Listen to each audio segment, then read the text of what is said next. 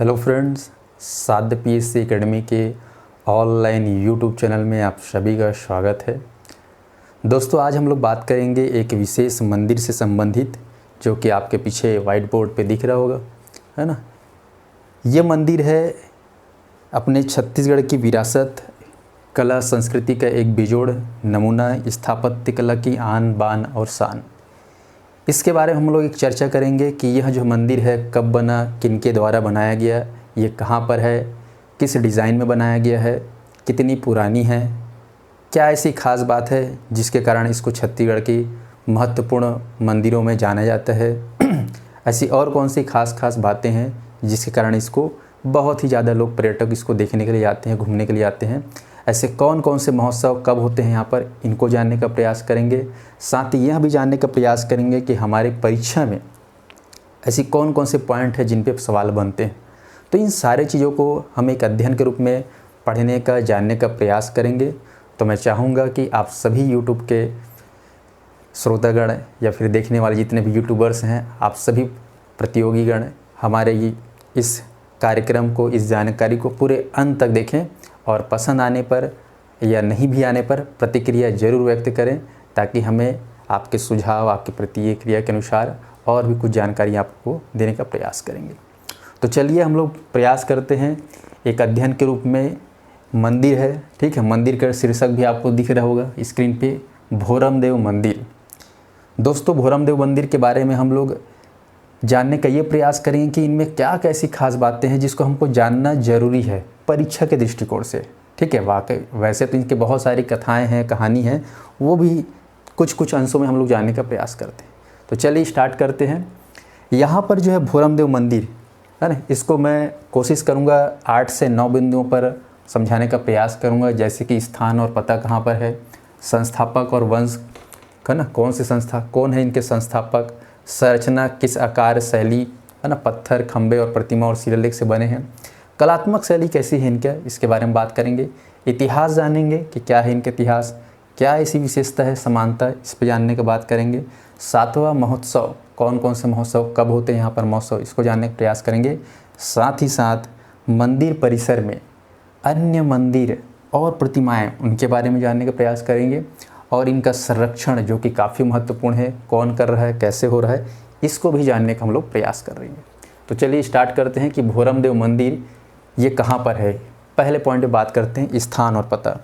तो दोस्तों, हमारा जो भोरमदेव मंदिर है, यह मंदिर जो है राजधानी रायपुर से लगभग 125 किलोमीटर के दूरी पर दुर्ग संभाग के अंतर्गत एक ज़िला है कबीरधाम, वहाँ पर ये स्थित है। तो आप रायपुर से आप जाएंगे, ठीक है, सड़क मार्ग से, तो लगभग 120 किलोमीटर पड़ेगा, ठीक है दोस्तों। साथ ही साथ अगर आप कवर्धा जिले के अर्थात या कबीरधाम जिला मुख्यालय पहुंचते हैं तो वहां से लगभग 18 किलोमीटर की दूरी पर है, ठीक है। कितने किलोमीटर की दूरी पर? लगभग 18 किलोमीटर की दूरी पर, नेशनल हाईवे 53 पर, ठीक है। तो वहाँ पर एक गाँव है चौरा नामक ग्राम, याद रखेंगे दोस्तों, गाँव का नाम है चौरा। तो ये चौरा नामक ग्राम जो कि किस ज़िले के अंतर्गत आता है, तो आपको ध्यान में रखना है कबीरधाम या फिर कह सकते हो कवर्धा, इसके अंतर्गत लगभग कबीरधाम से 18 किलोमीटर की दूरी पर है, या फिर कह सकते हो राजधानी रायपुर से 120 किलोमीटर, ठीक है दोस्तों। इसके बाद बात करते हैं, ये तो आगे आपको स्थान कहाँ पर है, किस ज़िले में है, कौन से संभाग के अंतर्गत है और रायपुर से कितनी दूरी है, ठीक। फिर से मैं दोहरा रहा हूँ कि ये रायपुर से 120 किलोमीटर, दुर्ग संभाग के अंतर्गत एक ज़िला है, सीमावर्ती जिला कबीरधाम, कबीरधाम जिला मुख्यालय से 18 किलोमीटर, इतना आपको ध्यान में रखना है। अब बात करते हैं दूसरा संस्थापक के बारे में और वंश के बारे में। तो दोस्तों, इस मंदिर के संस्थापक या निर्माणकर्ता या जिन्होंने इसको निर्माण करवाया, उस शासक का नाम था, आपको याद रखना है, गोपाल देव। कौन थे इसके संस्थापक? आपको याद रखना है गोपाल देव, जो कि 6वें राजा थे फड़ी नागवंश के। यहाँ पर प्राचीन काल में कहना चाहिए फड़ी नागवंशों का साम्राज्य था, एक राज्य था। तो फड़ी नागवंश के 6वें जो राजा थे, जिनका नाम था गोपाल देव, उनके द्वारा जो है वर्ष 1086 ईस्वी में निर्माण कराया गया। ये लगभग इनका निर्माण सन है कहना चाहिए। तो याद रखना है, छठवें राजा थे गोपाल देव, आपको ध्यान में रखना है। और ये कौन से वंश के थे, तो आपको ध्यान में रखना है फड़ी नाग वंश, बहुत ही प्रमुख कवर्धा क्षेत्र के वंश। अगर बात करें राजवंश में तो फड़ी नागवंश ये प्रमुख राजवंश के रूप में जाना जाता था कवर्धा क्षेत्र में, तो आपको जानकारी रखना है। अब बात करते हैं कि इन्होंने कैसा इनको ढाला, कैसे इनको साकार प्रदान किया, कैसे आकार प्रदान किया, इसके पूरे संरचना के बारे में जानने का प्रयास करते हैं। तो दोस्तों अगर बात करें तो ये जो भोरमदेव मंदिर है कवर्धा जिले से लगभग 18 किलोमीटर दूरी में बात कर रहे हैं। तो वो क्षेत्र पूरा जो है जंगल है, पर्वतों से घिरा हुआ है। मैकल पर्वत श्रेणी का जो भाग है पूरा उस हिस्से में कहना चाहिए फैला हुआ है, उसका विस्तार है। तो पहाड़ियों के बीच में, घने जंगलों के बीच में, तालाब के किनारे यह मंदिर जो है सुंदर दिखाई पड़ता है। वहाँ की जो है कलाकृति, वहाँ की संरचना इतना बेजोड़ है, इतना मनमोहक है, जिसको देखने के लिए हज़ारों लोग जाते हैं। ठीक है, तो ऐसे मनमोहक वातावरण में प्रकृति की गोद में स्थित है आपका भोरमदेव। बहुत ही शानदार जगह पे इसको बनाया गया है। ठीक है, मैकल पर्वत, पहाड़ पर्वत की श्रेणी के बीच में हरे भरे जंगल है। ठीक है, बाजू में तालाब भी है, तो पूरा हरियाली है आसपास। तो उस केंद्र बिंदु में कहना चाहिए इसका निर्माण कराया गया है। तो बात करते हैं चलिए संरचना के बारे में। तो लगभग इसके आकार के बारे में अगर बात करें तो आकार जो है ये आपका आयताकार है। कैसा है, आयताकार शैली में बना हुआ है। लगभग इस मंदिर की चौड़ाई अगर बात करें तो 40 फीट है और लंबाई अगर बात करें तो 60 फीट, अर्थात लगभग अगर बात करें तो टोटल जो है 2400 स्क्वायर फीट में आपका ये मंदिर का क्षेत्रफल फैला हुआ है। अर्थात जो मेन मंदिर है इसकी बात करें तो लगभग 40 फीट चौड़ा, 60 फीट लंबा। अब ये जो मंदिर है इसकी बात करें तो इसमें जो है बेस जो है आपका, ये जो बेस है ये 5 सीढ़ी है ना, 5 सीढ़ी चढ़ेंगे तो आप ऊपर में मंदिर के तल में पहुंचेंगे। तो बेस धरातल ज़मीन से लगभग 5 फीट ऊंचाई पर है ये मंदिर। ठीक है दोस्तों, और बड़ा ही जब गजब का देखोगे 5 फीट बाकायदा इतना अच्छे तरीके से डिज़ाइन किया गया है कि यहाँ के एक एक सीढ़ी जो है वो बाकायदा 1-1 फीट की हाइट पे बनी हुई है। अब सोचो उस ज़माने में कैसे बाकायदा। ठीक है, तो ये जो है 5 सीढ़ी आप चढ़ेंगे तो 5 फीट हाइट ऊपर। उसके बाद फिर ये मंदिर का आधार जो है शुरू होता है निर्माण। तो ये आधार अगर पूछा जाए फाउंडेशन कितना है, 5 फीट। ठीक है दोस्तों, अब ये जो मंदिर है बात करें पत्थर है ना, ये बात करते हैं पत्थर। तो ये पत्थर जो अगर देखा जाए तो बाहरी जो पत्थर पूरा बना हुआ है लाल पत्थर का प्रयोग किया गया। लाल पत्थर का याद ना है, रेड स्टोन। तो ये लाल पत्थर से निर्मित है आपका पूरा भोरमदेव का बाहरी, ठीक है, संरचना कहना चाहिए। इसमें आपको दोस्तों याद रखना है ये खंबे हैं, है ना। तो खंबे में अगर बात करें तो यहाँ पर 4 खंबे हैं, है ना, बीच में। उसके बाद किनारे किनारे 12 खंबे। तो टोटल मिला के लगभग 16 खंबे हैं। लेकिन आपको याद रखना है ये खंबे के आधार पर ये टिका हुआ है इसका ऊपर का शिखर। ठीक है, बात करें अगर शैली, तो ये जो शैली है इसमें जो प्रयोग हुआ है, ठीक है, कौन से शैली में बना है, तो आपको याद रखना है नागर शैली। कौन सी शैली में दोस्तों, याद रखना है ये आपका नागर शैली में बना हुआ है। ठीक है, मंदिरों की एक शैली है, आप लोग पढ़ोगे नागर शैली, ठीक है, बेसर शैली, ठीक है, और बहुत सारे शैली होते हैं, मतलब लगभग 3-4 प्रकार के। तो आपको ध्यान में रखना है नागर शैली में ये बनाया गया है। इसको साथ ही साथ खजुराहो शैली के नाम से भी जाना जाता है। किस नाम से, खजुराहो शैली। दोस्तों खजुराहो जो है मध्य प्रदेश राज्य के अंतर्गत एक जिला है। ठीक है, खजुराहो में भी मंदिर है सेम इसी के जैसा है, इसका बड़ा रूप।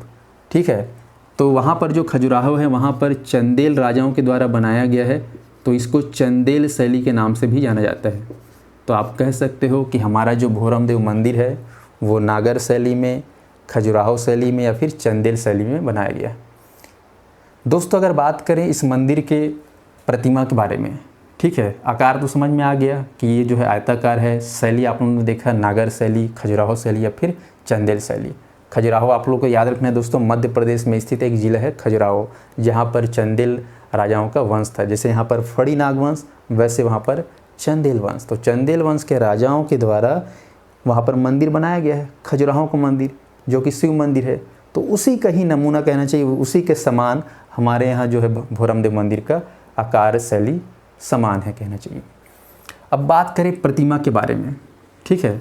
तो दोस्तों इस मंदिर के बाहरी परिवेश में अगर देखेंगे, ठीक है, इसमें इनके दीवारों में कहना चाहिए छोटी छोटी प्रतिमाएं बनी हुई हैं और उन प्रतिमाओं में इतनी ज़बरदस्त बारीकियां हैं कि बहुत ही सुंदर भव्य दिखाई देता है। अब वो जो प्रतिमाएं हैं अगर बात करें तो वो जो है कामोत्तेजक प्रतिमाएं हैं, ठीक है, कामुक प्रतिमाएं हैं।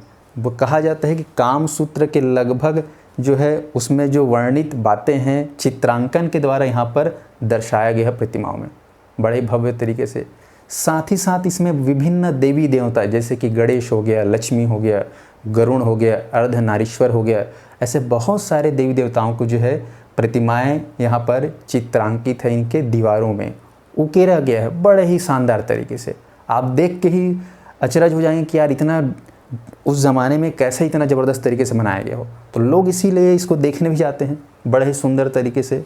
तो याद रखिएगा यहाँ पर विभिन्न प्रतिमाएं हैं जो कि कामुक प्रतिमा को वर्णित करती है कामसूत्र के आधार पर देखा जाए तो, और साथ ही साथ विभिन्न देवी देवताओं के भी प्रतिमाओं का चित्रांकन जो है पत्थरों पर किया गया है। इसको ध्यान में रखेंगे दोस्तों। और ये पत्थर क्या है? लाल पत्थर। साथ ही साथ ये मंदिर दिख रहा है, ये मंदिर है आपका, ये खंबे हैं, ठीक, खंबे पे शानदार नक्काशी छोटे छोटे प्रतिमा हैं, यहाँ तक कि इनमें भी जो शानदार डिज़ाइन किया गया है। ये जो दिख रहा है ऊपर में शिखर में भी बहुत ही शानदार डिज़ाइन, आप देखेंगे इसका फ़ोटो, ठीक है, तो आपको देख कर लगे कि वाकई में इस मंदिर को बहुत ही बारीकी से बनाया गया है, इसका डिज़ाइन बहुत ही सुंदर तरीके से बनाया गया है। तो इस प्रकार से मंदिर पूर्णतः अगर देखा जाए तो पूरा का पूरा ऊपर से लेकर नीचे तक बेजोड़ कलाकृति से भरा हुआ है, ठीक है। इस प्रकार से मंदिर का जो चौखट है इसमें भी बहुत सारे भगवान देवी देवताओं के, गंगा यमुना कहना चाहिए, लक्ष्मी, गणेश, इन सारे देवी देवताओं का कहना चाहिए चित्रांकन है। फिर इसके अंदर में जाएंगे गर्भगृह, तो बात करते हैं जो प्रमुख प्रतिमा है, ठीक है, जिससे सवाल आते हैं।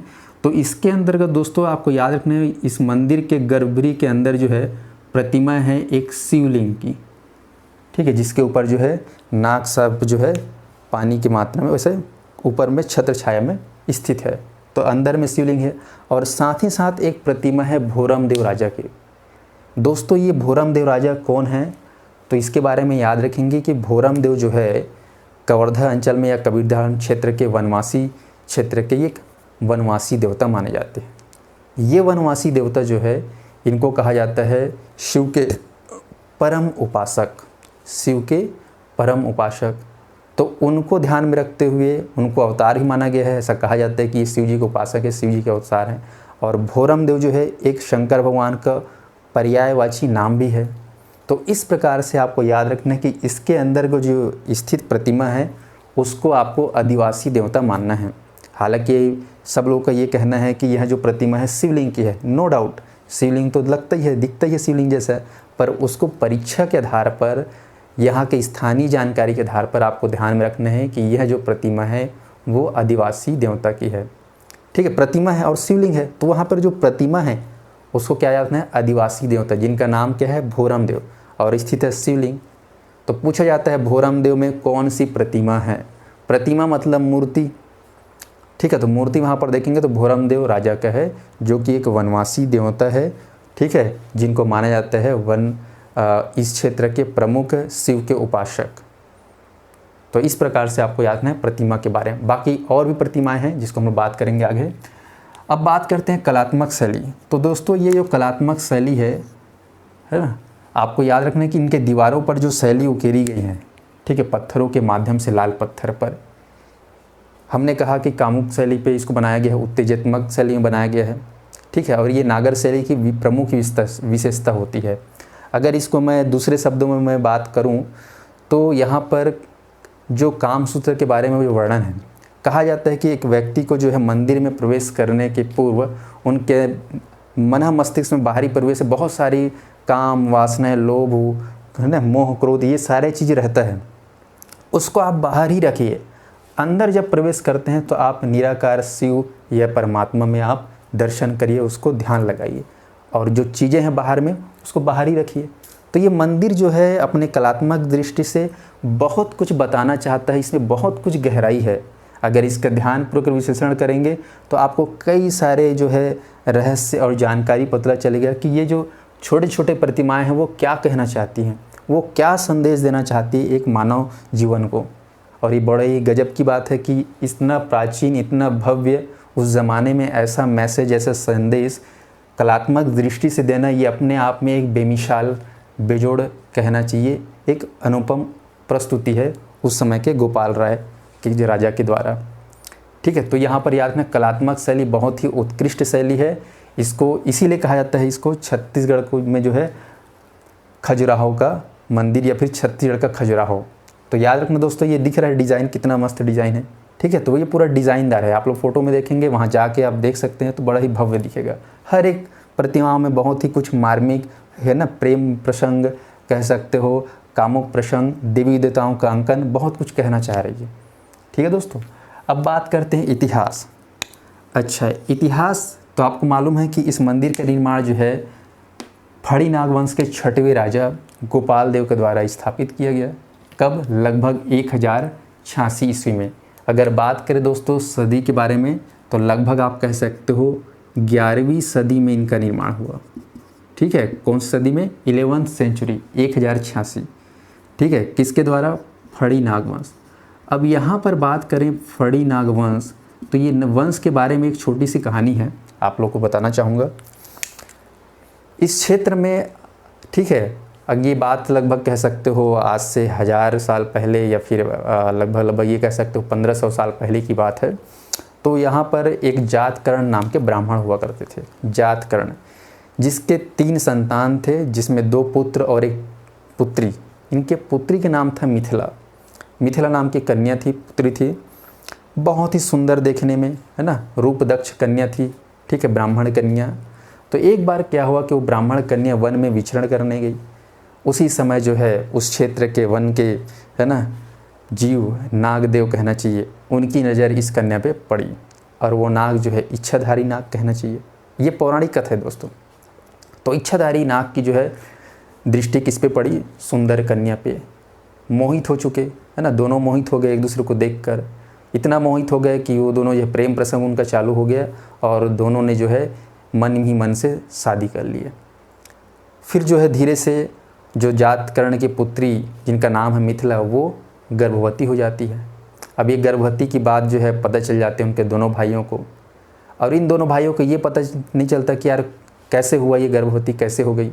तो दोनों भाइयों में आपस में मन मुटाव, ठीक है, दोनों में संघर्ष, दोनों में झगड़ा चालू हो जाता है। इन परिस्थितियों को देखकर उनकी बहन जो है, जो वास्तविक बात है, जो रहस्य था, वो जो है उनके सामने बताई।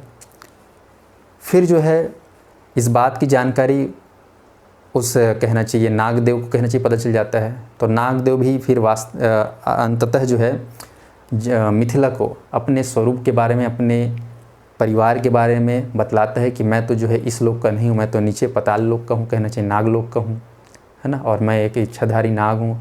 ठीक है, मैं आपके साथ पूरा जीवन व्यतीत कर नहीं सकता क्योंकि मेरी अलग ही एक दुनिया है, अलग ही समाज है।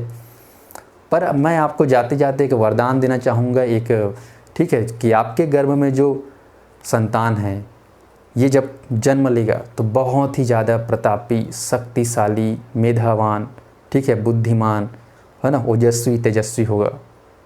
और ऐसा करके वो चले जाते हैं। और वाकई में जब संतान का जन्म होता है तो वो बड़े होकर बहुत ही ताकतवर और आसपास के जितने भी राजा थे उसको सबको पराजित कर अपना एक वंश का स्थापना करता है। और दोस्तों इसमें एक और बात है कि जाते जाते उनके पिताजी जो है उनका नामकरण भी रख देते हैं, कि बोलते हैं कि ये जो बच्चा होगा इसका नाम रहेगा अहिराज। क्या नाम रहेगा उस बच्चे का? अहिराज। ठीक है, तो अहिराज जो है संस्थापक बनते हैं फड़ी नागवंश के। बहुत ही कहना चाहिए शक्तिशाली, आसपास के राजाओं को परास्त कर अपने वंश की स्थापना करता है। तो इसी वंश में, फड़ी नागवंश में ही 6वें राजा हुए कौन? गोपाल देव, ऐसा माना जाता है। ठीक है दोस्तों, तो इस प्रकार से आपका ये इतिहास हो गया छोटा सा। अब बात करते हैं विशेषता। तो विशेषता के बारे में अगर बात करें तो मैं बता चुका हूँ कि यहाँ के जो कलाकृति है इतना बेजोड़ है, नागर शैली या चंदेल शैली या खजुराहो शैली में बना हुआ है लाल पत्थर के ऊपर। उसमें क्या है, बहुत सारे देवी देवताओं के चित्रांकन हैं। ठीक ठीक है। ये ऊपर का जो भाग है वो कमल के फूल के जैसा खिलता हुआ दिखाई देता है, शीर्षाकार है कहना चाहिए, ठीक है। 12 खंभों से आधारित है, ठीक है। अंदर में जो है प्रतिमा है, जो है शिवलिंग, वो काले पत्थर से, इसको याद रखेंगे दोस्तों, जो शिवलिंग है वो काले पत्थर से, लेकिन बाहरी जो प्रवेश है वो कैसा है, लाल पत्थर से। अब बात करते हैं समानता। तो समानता के बारे में आपको ध्यान में रखना है कि इसकी समानता जो है आपके मध्य प्रदेश में स्थित खजुराहो के मंदिर से समानता है। खजुराहो का जो शिव मंदिर है उसी के समान है ये।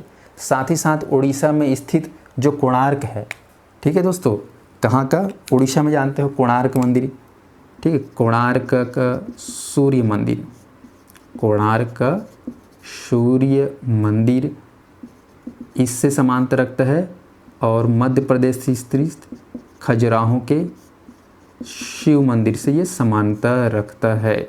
तो इस प्रकार से दो मंदिर के समान है, ठीक है, दोनों के जैसा इसका शैली है। अब बात करते हैं महोत्सव। तो महोत्सव में दोस्तों यहाँ पर याद रखना सबसे फेमस महोत्सव है वो है आपका भोरम देव महोत्सव। कौन सा महोत्सव है दोस्तों, भोरम देव महोत्सव और सावन महोत्सव, ये दो जो है महोत्सव सबसे खास है, और एक जो है महाशिवरात्रि। तो यहाँ पर जो महोत्सव होता है शिवरात्रि के समय में महोत्सव होता है, और सावन में जो है बहुत ही ज़्यादा, लगभग पूरे सावन के महीने में जो है यहाँ पर भीड़ लगी रहती है, एक महोत्सव होता है कहना चाहिए। तो पूछा जाता है भोरम देव महोत्सव कहाँ होता है, कवर्धा में होता है, इसको याद रखेंगे। अब बात करते हैं मंदिर परिसर में अन्य मंदिर एवं प्रतिमाएँ, इसके बारे में जिक्र करते हैं। तो दोस्तों ये जो मंदिर है ना, आपका जो चौरा ग्राम में स्थित है, ठीक है, कौन से ग्राम में, चौरा ग्राम में, इस परिसर के आसपास और भी मंदिर हैं, ठीक है। जैसे कि बात करते हैं यहाँ पर बूढ़ा देव मंदिर है बोलते हैं, ठीक, कौन सा मंदिर है यहाँ पर, याद रखना बूढ़ा देव मंदिर या बूढ़ा बाबा मंदिर या बूढ़ा देव शिव मंदिर, ये प्रांगण में स्थित है कहना चाहिए, उसी परिसर में। साथ ही साथ यहाँ पर हनुमान जी की मंदिर है, ठीक है, हनुमान मंदिर। साथ ही साथ दोस्तों यहाँ पर एक और मंदिर है, लिख सकते हो चामुंडा देवी मंदिर, चामुंडा देवी मंदिर। और साथ ही साथ दोस्तों यहाँ पर एक छोटा सा पुरातात्विक संग्रहालय भी है। क्या है, पुरातात्विक संग्रहालय, जहाँ पर बहुत सारे जो है उस समय के जो प्राप्त हुए हैं, ठीक है, वो प्रतिमाओं को एक साथ संग्रह करके रखा गया है, पुरातात्विक संग्रहालय। तो बूढ़ा देव शिव मंदिर है, इसमें ये माना जाता है कि लोग जिनको संतान प्राप्ति की मनोकामना होती है तो उस उद्देश्य की पूर्ति के लिए इसमें उपासना करते हैं। हनुमान मंदिर, यहाँ का जो हनुमान मंदिर है वो अपने आप में बहुत ही विशेष है। यहाँ का हनुमान मंदिर नृत्य शैली में जो है उनकी प्रतिमा है, ठीक है, बड़े ही मतलब शिवलिंग को पकड़े हुए डांस करते हुए कहना चाहिए, रोचक तरीके से इसकी प्रतिमा जो है बनाई गई है, यह है कहना चाहिए। बाकी आप जगह आप जैसे देखते हैं प्रतिमा तो एक सामान्य रूप से आपको देखने को मिलेगा हनुमान जी की, लेकिन यहाँ पे जो प्रतिमा है वो नृत्य शैली में हनुमान जी के साथ में चामुंडा देवी, दुर्गा का अवतार, शाक्त धर्म से संबंधित चामुंडा देवी का भी प्रतिमा मंदिर स्थित है। और पुरातात्विक संग्रहालय में आप दोस्तों बहुत सारे ऐसे प्रतिमाएं जो हैं उनको सहेज कर रखा गया है। अब आखिरी में बात करते हैं, इतना जो भव्य मंदिर है इसका संरक्षण कौन कर रहा है, किनके तत्वाधान में जो है ये संरक्षित है, और ये चीज़ बड़े ही अच्छे तरीके से बना के मेंटेन करके कहना चाहिए रखा गया है। तो याद रखना जो दोस्तों इसका जो संरक्षण है राज्य सरकार द्वारा किया जा रहा है, और इसीलिए जो है इसको राज्य संरक्षण के इमारतों में, ठीक है, राज्य संरक्षण के इमारतों की सूची में शामिल किया गया है। तो इस प्रकार क्या रखना कि राज्य सरकार जो है पूरा इसका संरक्षण कर रही है, और इसलिए जो है मंदिर अभी भी ऐसा दिख रहा है मानो अभी अभी बना हो। ठीक है दोस्तों, तो ये था एक प्रयास खजुराहो के मंदिर के बारे में, है ना, जो कि खजुराहो जैसा लगता है पर है नहीं खजुराहो। ये क्या है, भोरम देव मंदिर। तो याद रखेंगे दोस्तों, ये था भोरम देव मंदिर के बारे में एक छोटा सा विश्लेषण, एक जानकारी। मुझे लगता है आप लोगों को पसंद आया होगा। पर एक मंदिर और है, हम लोग पढ़ेंगे, इससे संबंधित है। यहीं से एक लगभग 1-1.5 किलोमीटर की दूरी पर है गांव छपरी। वहां पर हम लोग जानेंगे कि मड़वा महल जो स्थित है, वहाँ पर स्थित है छेरकी महल, इसके बारे में भी जानने का प्रयास करेंगे। तो ये अगले वीडियो में उसको हम लोग सुनेंगे, देखेंगे। ठीक है दोस्तों, तो देखेंगे कि मांडवा महल और छेरकी महल की क्या ऐसी खास बातें, उसके पीछे जो थोड़ा रहस्य है उसको भी आपके सामने लाने का प्रयास करेंगे। ठीक है दोस्तों, फिर मिलते हैं नए वीडियो में। तब तक के लिए नमस्कार, जय जोहार, जय छत्तीसगढ़, जय भोरमदेव, धन्यवाद।